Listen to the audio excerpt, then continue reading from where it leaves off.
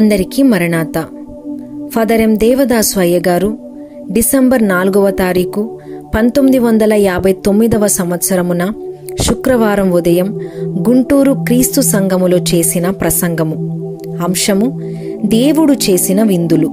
వాక్యము దానియేలు గ్రంథము 2వ అధ్యాయము 37వ వచనము, మత్తయి సువార్త 7వ అధ్యాయము 21 నుండి 23 వచనములు, ప్రకటన గ్రంథము 1వ అధ్యాయము 12-17 వచనములు, దానియేలు గ్రంథము 3వ అధ్యాయము 15వ వచనము.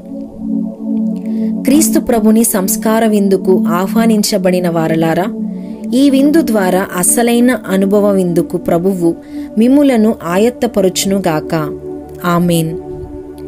ప్రభువా, నాకు సహాయము చేయుము అని ప్రార్థించగా దాని జవాబు ప్రభువు నాకు గాలిలో రాశారు. ఆ తరువాత రాజమండ్రిలో నాకు ప్రభువు ఏ డ్రస్సుతో వచ్చి సంస్కారము ఇచ్చారో అదే డ్రస్సుతో వచ్చి సంస్కారము ఇచ్చారు. ఆశ్చర్యమేమంటే చప్పున వచ్చి చప్పున ఇచ్చి చప్పున వెళ్ళిపోయారు. బల్ల లేదు. అదే ఆశ్చర్యము. ప్రభు భోజనము పుచ్చుకునేటప్పుడు బల్ల ఏర్పాటు ఉండాలి. ఈ రోజు ధ్యానాంశము ఆ క్రొత్త అంశమే, దేవుడిచ్చు విందులు. సృష్టి యావత్తు మనకు ఒక విందు. ఎలాగంటే మనకు కావలసిన ఎండ, వెలుగు, వర్షము, గాలి, చెట్లు అనగా పండ్లు, ధాన్యము, పశ్వాదులు ఈ మొదలైనవి అన్నీయు మనము పుట్టకముందే దేవుడు బల్ల మీద అమర్చి పెట్టి ఉంచినాడు.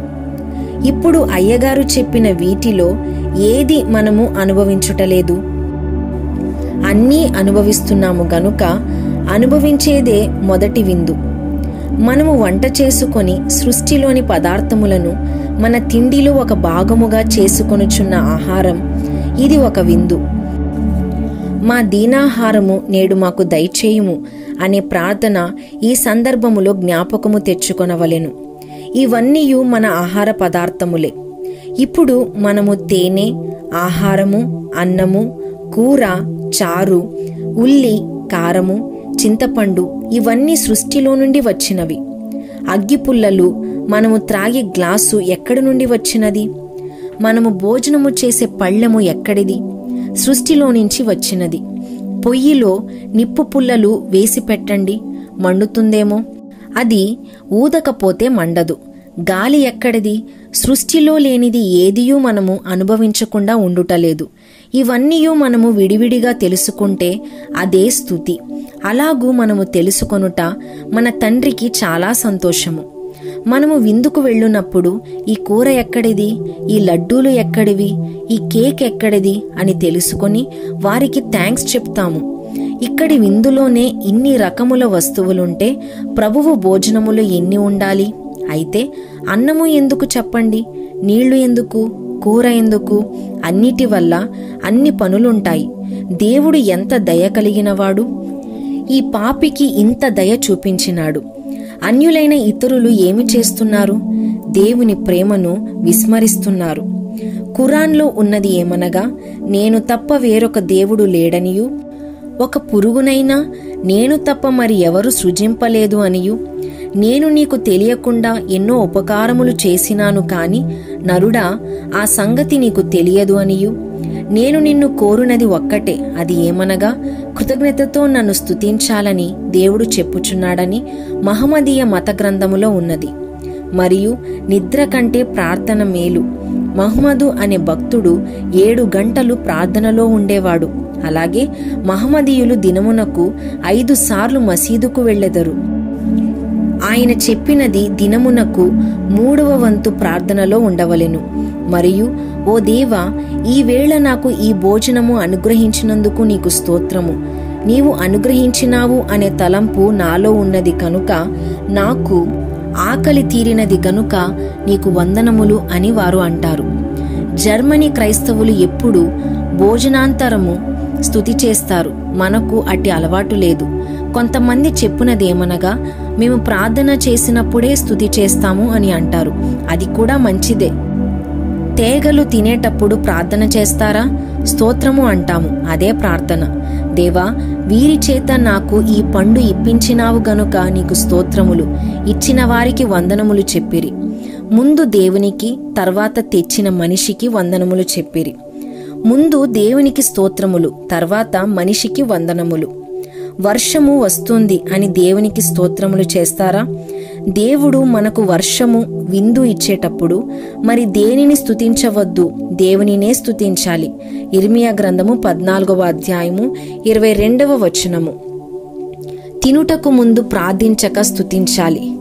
ఈ రెండు కలిగి ఉంటే అదే అసలైన క్రైస్తవ బ్రతుకు. ఒక మిషనరీ దగ్గరకు సున్నపు గుల్లలు తీసుకుని వస్తే ఖరీదు అడిగి దొరగారు తీసుకున్నారు. అప్పుడు లెక్క ఇచ్చేటప్పుడు ఆ 3 తంబలకు సరిపోయే డబ్బు లేదు. ఆ వర్తకుని చేతులలో లెక్కకు తక్కువైన గుల్లలు కొలిచి అతనికి తిరిగి ఇచ్చివేసినాడు. అప్పుడు ఆ వర్తకుడు ఎంత ఆశ్చర్యపడినాడో! అతని ముఖములో కృతజ్ఞత ఆశ్చర్యము కలిగినది. ఎవరు ఏది ఇచ్చినను దేవుని స్తుతించవలెను. ఉప్పు తక్కువైతే స్తోత్రము అని అనవలెను. ప్రతి దాని విషయములోనూ ప్రభువును స్తుతించుట చాలా మంచిది.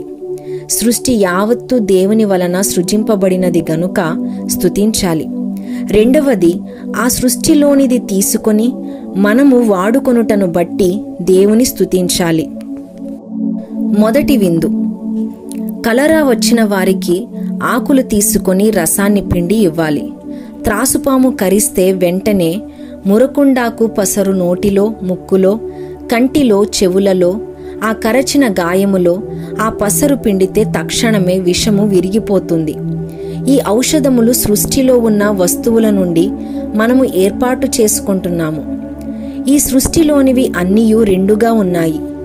మందులు, వస్త్రములు ఎక్కడివి? ఈ సృష్టిలో మనదేదీ లేదు. మహమ్మదీయులు చెప్పినట్లుగా స్తుతి చెయ్యాలి. కొంతమంది అంటారు, ప్రార్థన అక్కరలేదు, స్తుతే కావాలంటారు. అయ్యగారు ప్రార్థన, స్తుతి రెండూ కావాలని అంటారు. ఒకరొచ్చారు, ప్రార్థన చేయుటకు సమయమే లేదు గనుక స్తుతి చెయ్యాలి. ఒక మనిషి జబ్బుగా ఉంటాడు, ఏమి చెయ్యాలి? ప్రార్థన చేసినను వెంటనే స్తుతి చెయ్యాలి. స్తుతి మానితే ప్రార్థన ఫలితము లేదు. మందు వేసిన, ప్రార్థన చేసిన ఒక వ్యక్తి చనిపోతాడు. అప్పుడు ఆ మనిషి ఏమి చెయ్యాలి? స్తుతి చెయ్యాలని మత్తయిలో ఉన్నది. ఎందుకంటే అలాగూ అతనిని దేవుడు తీసుకొని వెళ్ళకపోతే కొంతకాలము ఆయుష్కాలం ఇస్తే ఏదో పాపములో పడి నాశనము అవుతాడు. ఇప్పుడే చనిపోతే హెడెస్సుకుపోతాడు, రక్షింపబడతాడు. అయితే ఈ కార్యము దేవుడు చేసినాడా, మనిషి చేశాడా? దేవుడు ఇచ్చినట్లే గనుక ఆయనకు వందనములు చెప్పాలి. రెండవ విందు. ఇది ప్రభు భోజనము, అనగా గుడిలో పాదిరిగారు ఇచ్చేది. అది క్రైస్తవ విశ్వాసులకు మాత్రమే ఇచ్చేది. అది ఒక విందు. అది ఎందుకు విందైనది చెప్పండి? ఆత్మబలము కొరకు, శరీర బలము కొరకు ఇవి 2 ఉపకారములు. ప్రభువు శరీర రక్తములు ఉభయ జీవితములకు మేలయుండును గనుక గుడిలో ఇచ్చే భోజనము పాప పరిహారము కొరకు. మనము ఇంటికి వెళ్ళిన తరువాత పాపక్రియలు లేక పాప ఆలోచనలు జ్ఞప్తికి వచ్చును. అదే నైజ పాపము. ఇది పోవుట కొరకే దర్శనములలో ప్రభువే స్వయముగా ఇస్తున్నారు. అట్టి అనుభవమునకై ప్రభువు మనలను సిద్ధపరచును గాక. ఆమేన్.